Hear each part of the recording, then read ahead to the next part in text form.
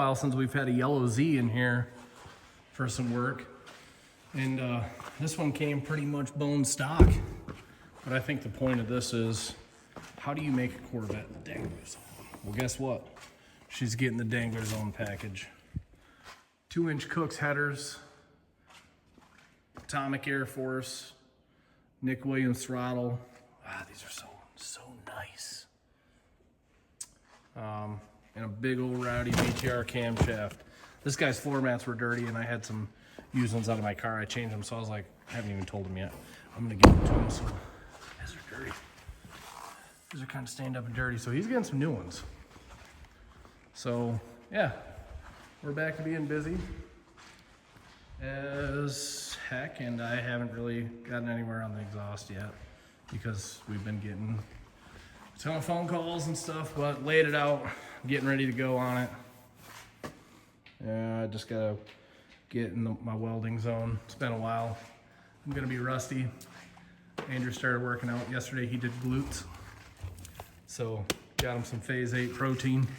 That way he can pack in some pounds. I'm sick of you guys all picking on me for being so little, so Yeah, we're gonna do something about it. He weighs about as much as 2-cylinder heads, so it's kind of tough. That's giving you credit. Oh man.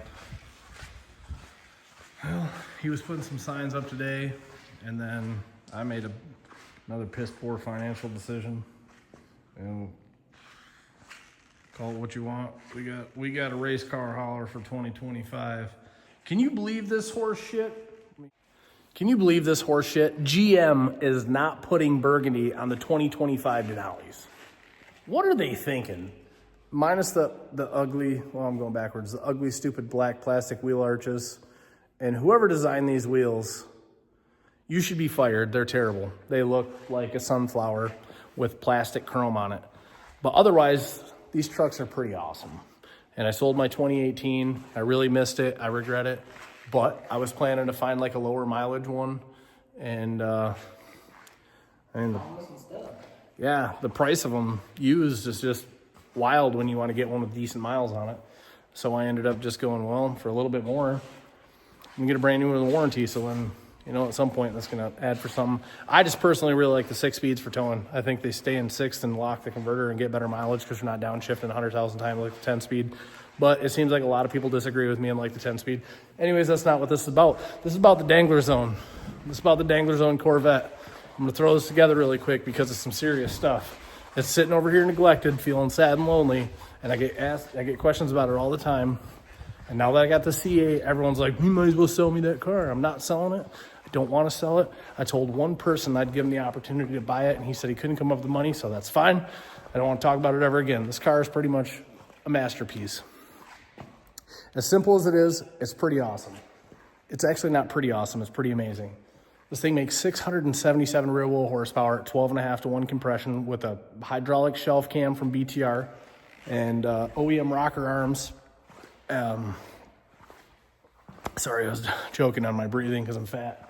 My friend Brenton at Iron Mask Airflow ported the heads, did the short runner mod and the MSD intake manifold, and obviously Johnson short travel lifters, 2-inch Cook's headers. I mean, really basic stuff, honestly. It's all off the shelf, easy stuff, minus the head porting, which you can send it to him and he can do yours as well. It's absolutely easy stuff to do. I don't want to say it's cheap, but it's not that expensive considering you still got to buy a cam, you still have to buy an intake manifold, you still have to do whatever. So it's just really not out of realm. It's not out of grasp. If you got a Z06, you can afford that same stuff just like me. But that is a remarkable machine. Full weight. The car is 3185 with a quarter tank of gas. I'm 235 pounds with clothes and stuff on. Sometimes I drive naked, not always, so 230. But, you know, you got to think the car is 3,400 and some change. It has to be out of fuel to be there. You know, it's 3,460 basically with me in it. And the car will 6130 at 580, and that's with positive DA, not crazy air, not mine shaft air. Not, I'm going to post this on a draggy page and look really awesome one time. Like, it'll literally go out there on the 20s and do 580s and 590, 588, 589 with the Michelins on it. So the car is remarkable. I still haven't put the drag pack on it since the first time way back in the day. And I need to put the drag pack on it, maybe take the sway bars and a couple pounds off, maybe pull the passenger seat and go out there on a negative 2,000 day and try to run something wild with the drag pack. But otherwise, the car is magnificent. The cam's a little large, it bucks a little bit, but it doesn't drive bad for what it is.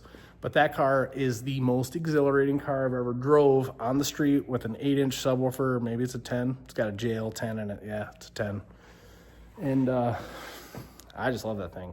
So it is sad with the C8. I'm not going to drive it as much. But back to the Dangler Zone, wondering what it is. Serious piece.